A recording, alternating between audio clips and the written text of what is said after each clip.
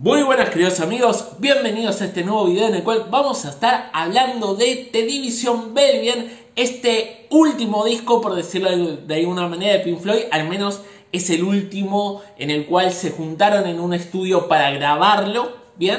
Y estamos hablando del año 1994, un disco de Floyd que es sin lugar a dudas lo mejor de la etapa de Gilmour dentro, o de Gilmour como líder, bien, dentro de la banda. Y tengo que reconocer algo, chicos. A mí este disco, antes de analizarlo y antes de escucharlo muchísimas veces para incorporarlo y poder hacer un buen análisis, me gustaba mucho menos. Digamos como que subió mucho en mi ranking de discos de Floyd, bien. Pero aún así, después voy a comentar lo que opino, bien. Porque si bien es claramente el mejor disco de la etapa Gilmour, bien, después lo vamos a hablar. Primero vamos a hacer un poquito de historia, cortita, chiquitita. Corría la década del 90, los muchachos de Floyd estaban en otras cosas, bien, en otras cosas, ya que de alguna manera el disco de las Camitas, el anterior, había vendido bastante bien, no tanto como para ser un disco de Floyd, pero había vendido bastante bien. Habían hecho un recital muy bueno, pero lo que tenía que ver con las críticas y con lo que ellos mismos pensaban que era el disco, no habían sido muy buenas, ¿no? No habían sido ideas en las cuales uno sienta que hicimos un discazo, vamos a hacer otro, sino que todo lo contrario, ¿bien? Entonces eso mermó mucho la confianza de Gilmour, más que nada, en crear canciones. Pero corriendo los primeros años de la década del 90, los muchachos dicen, bueno, vamos a juntar a tocarnos, vamos a juntar a ver qué pasa. Y si sale un disco, ¿bien? Entonces alquilaron Britannic Row, bien, que era el estudio de ellos, o ya no era más de ellos, no recuerdo bien, que es donde grabaron Animals, que ya no era un búnker como en el año 1977, sino que era más un estudio normal. Y se pusieron a grabar muchísima música, ¿bien? Veían que de alguna forma magia había, ¿bien? Volvían a tocar los tres juntos y sentían que había algo bastante interesante ahí para ofrecer. Lo que ocurre es que al mismo tiempo las mejores partes, se cuenta, de este disco fueron grabadas, o muchas de ellas, fueron grabadas mientras Wright jugaba con el teclado sin saber que Gilmour lo grababa, ¿bien? Entonces muchas de las canciones salieron directamente como ejemplo de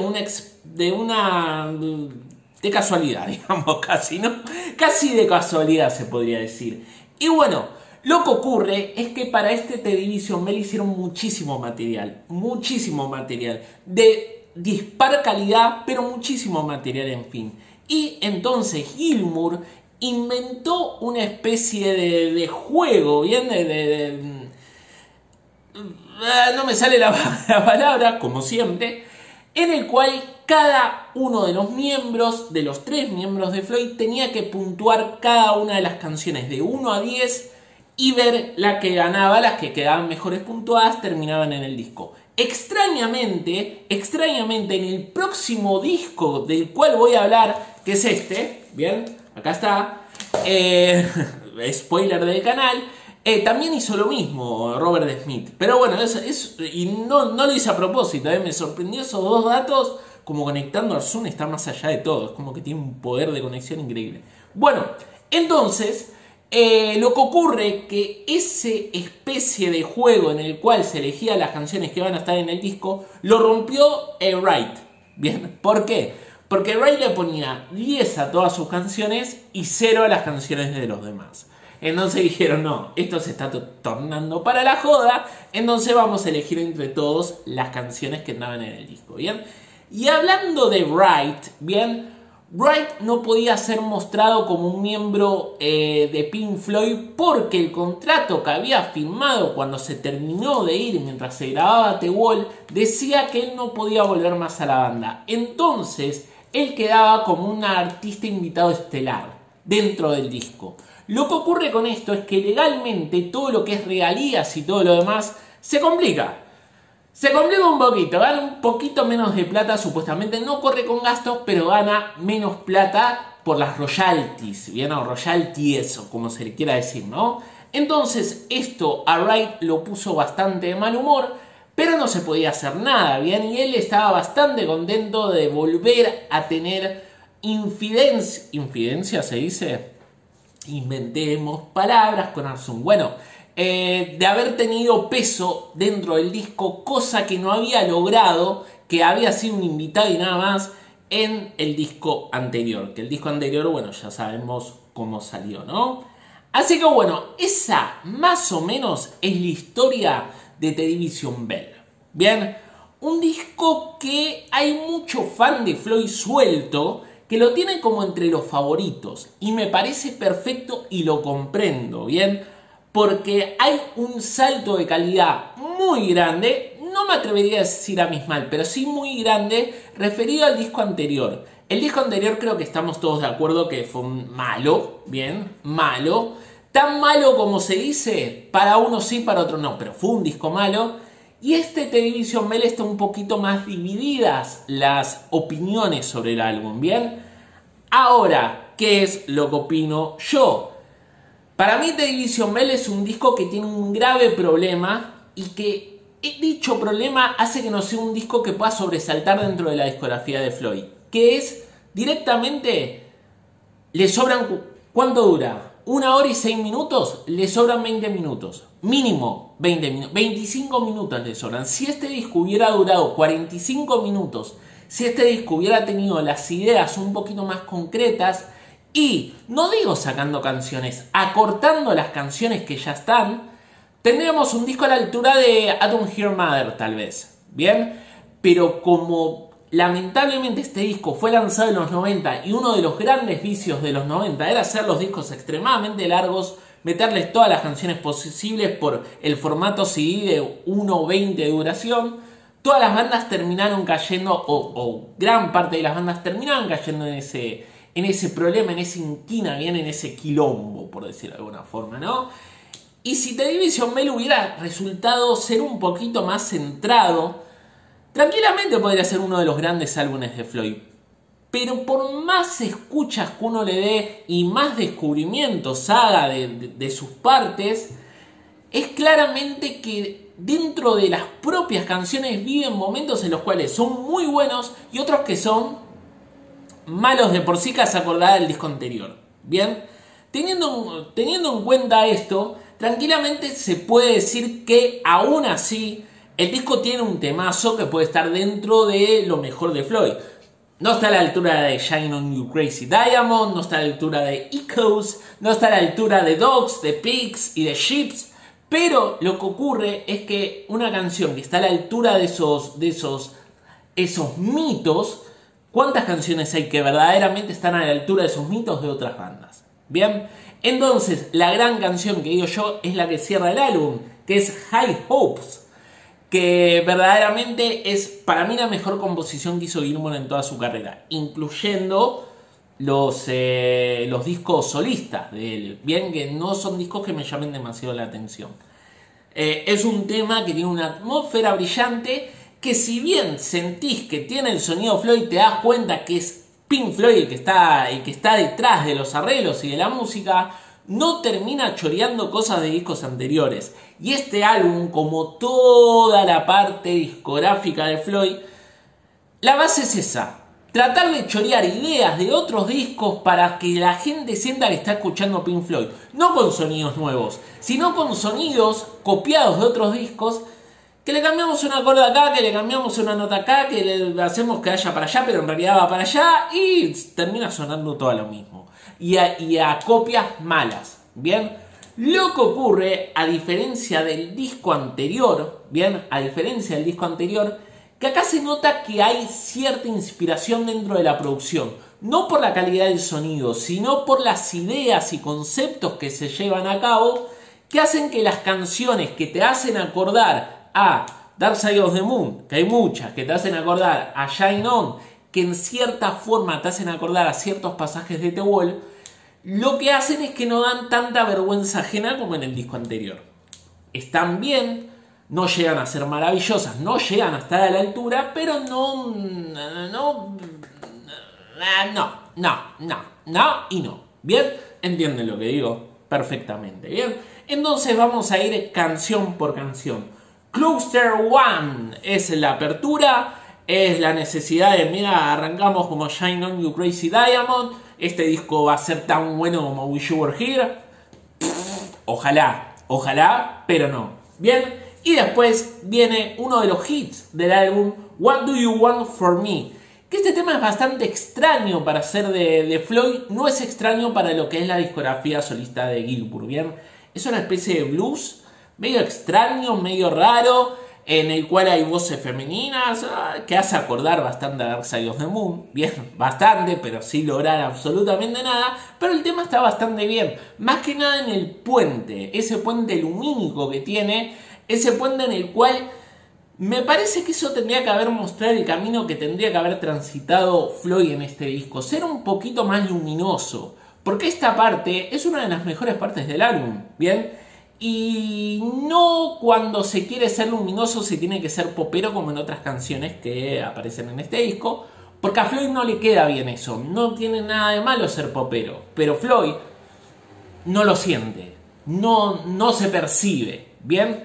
Así que, bueno, el tema que sigue es Pulse Apart, que, bueno, este es el ejemplo perfecto de las canciones que yo digo que como que se alargan demasiado, cuando en realidad tienen ideas buenas como para hacer una canción de 5 minutos. Esta canción dura 7, ¿bien? Le sobran 3 minutos fácil, porque la melodía es bella, la atmósfera es bella, pero después cuando se empieza a querer inflar la canción, se termina cagando la idea, se termina cagando el concepto del principio. Y es una pena, porque la canción tenía vuelo, tenía buenas ideas para ofrecerse, ¿bien? Y después sigue el instrumental Maronid, no sé cómo se nombra, Maronid, o como corno se diga. Es un instrumental que a la mayoría de los fans de Floyd le encanta. Yo antes lo aborrecía porque me parecía que estaba súper inflado. Al día de hoy no me gusta, o mejor dicho, no me fascina, pero sí entiendo por qué a cierto sector de los fans floydianos le puede llegar a gustar este tema, porque a nivel atmosférico logra cosas muy interesantes, ¿bien? Porque la guitarra de Gilmour hace cosas impresionantes. Pero ¿qué ocurre? Cuando yo quiero escuchar una atmósfera floydiana, yo no voy a ir nunca a este disco. Yo no voy a ir nunca a este tema, ¿bien? O sea, el tema está bien, pero tiene el karma de haber tenido temas instrumentales o pasajes instrumentales mucho mejores detrás de lo que es el sonido de Television Bell, ¿bien? Que bueno, no es culpa del tema, pero la verdad es la verdad y punto.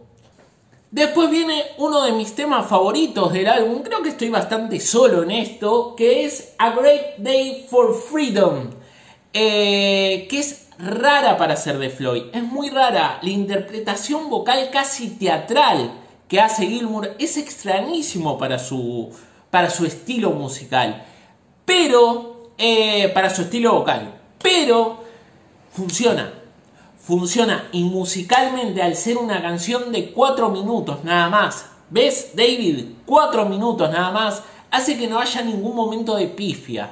Sí, al final el tema crece y parece que no va a ningún lado, no es un momento muy inspirador dentro de la historia de la banda, pero aún así tiene algunas ideas y algunos conceptos bastante interesantes, es disfrutable esta canción. Y es una de las más cortas del disco, por algo lo es, bien, por algo es disfrutable, David, amigo David. Bueno, y después viene Wearing the Inside Out. Mi inglés es cada vez mejor, lo que pasa es que estoy leyendo, porque no lo tengo físico, ¿vieron? Porque no me gustaba, después me lo voy a comprar físico, pero así una letita así chiquita te pone Spotify, la conferencia. Un poquito más grande Spotify. Bueno, ya va a salir alguna abajo ahí, lo podés agrandar. Bueno, este es el primer tema en el cual escuchamos la voz de Wright desde Dark Side of the Moon, creo, ¿no? Sí, desde Dark Side of the Moon, porque Wish You no tiene, Animal tampoco. Bueno, desde ¿hace cuántos años? Bueno, desde el año 1975, 1976. No, 1973. Qué mal que estoy con la fecha, chicos. Qué mal que estoy con la fecha. Bueno, a ver. Para mí es uno de los temas más flojos de Wright. Bien, es una pena, se nota el paso de los años en la voz de Wright, cosa que no lo hace mal a nivel vocal, no quiero decir eso. pero sí a nivel compositivo la canción es muy larga nuevamente, 7 minutos. 7 minutos para una canción que tiene 2 pasajes musicales fuertes y casi nada más. Y no son pasajes musicales, lo dije mal, son ideas, bien, ideas chiquititas. Y en el cual la melodía no llama mucho la atención y todo lo demás. Pero bueno, se agradece volver a escuchar la voz de la bestia que es Wright. Y más que nada sus teclados. Bien, que en este caso no crea tantas atmósferas interesantes, pero sí cada vez que se lo escucha te das cuenta que es él. Y ahora viene la parte YouTube que le llamo, la parte YouTube del disco, que es Take It Back, que parece una canción de YouTube de esa época en serio. Y YouTube en esa época hacía buenas cosas, o sea, hacía poquito había salido el Baby, pero no, en el 90, con las fechas, chicos, hoy estoy muy mal. Pero hace acordar al peor YouTube, a eso me refiero, ¿no? Ni fu ni fa, el tema pasa y dura 6 minutos 12, bien, pero el tema pasa y dice, chao, chao, seguí de largo, dale, seguí, corre, seguí de largo, tomate, cruzar a General Paz y andate, bueno. Y después viene Coming Back to Life, bien, que esto es lo que digo, que cuando Floyd se pone poperito, bien, en este caso no funciona demasiado. Porque a mí esa parte en la cual se abre como una melodía súper alegre, súper pop, qué sé yo, qué sé cuándo. Chicos, con todo el cariño del mundo lo digo y discúlpenme, siento vergüenza ajena. No me gusta para nada, ¿bien? No lo siento natural, ¿bien? Y de alguna forma también me vas a acordar del peor YouTube. Esta es la etapa del disco Onda YouTube, ¿bien? Y bueno, es uno de los temas que menos me gusta del álbum. Y este tema en particular lo señalo porque era el clásico ejemplo que ponía yo cuando decía que este disco no me gustaba. Porque las ideas que intenta tratar no las hace de buena manera. Pero bueno, eso mejoró bastante con el transcurso de las demás canciones. Después viene Keep Talking, que es uno de los hits más o menos cubo del álbum. Es un tema que gusta bastante a la muchachada Pink Floyd, cada vez lo nombro diferente. Que a ver, otra vez, a mí no me llama demasiado la atención. Tiene la voz de Hopkins, el científico, que es más, Gilmour lo sacó creo que fue de una propaganda y le gustó tanto lo que decía Hopkins que pidió permiso a la marca de esa propaganda para utilizar esa parte en el disco y se la dieron. Y a ver, es uno de los mejores temas del disco. Es verdad, es uno de los mejores temas del disco. Tiene una estructura muy interesante, es oscuramente interesante, pero nuevamente se alarga demasiado. Al menos para mí, nuevamente se alarga demasiado. Ya llegamos a esta parte del disco en la cual cansa un poco.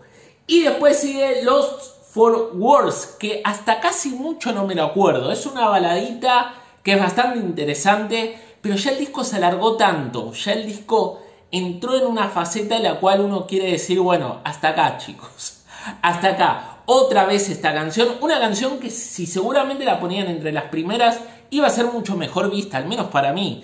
Pero ya llegando a este punto del disco, la melodía está bien, es una baladita más del álbum tipo The Division Bell, pero y dura 6 minutos 15. Siempre le voy a dar palos a la duración, porque vuelvo a repetir, si vos venís de canciones de 4 a 5 minutos y te encontrás con esta balada, seguramente te guste más, ¿bien? Lo que pasa es que el disco cierra con el que le dije anteriormente, High Hopes, que es tan buen tema, está tan bien estructurado, tiene tanta magia ese tema. Encontraron la magia de Floyd sin necesidad de sonar al Floyd anterior y de alguna forma cierra el disco y te deja con mejor sabor de lo que fue todo el recorrido hasta este momento. Bien, también te suele ocurrir eso con The Division Bell.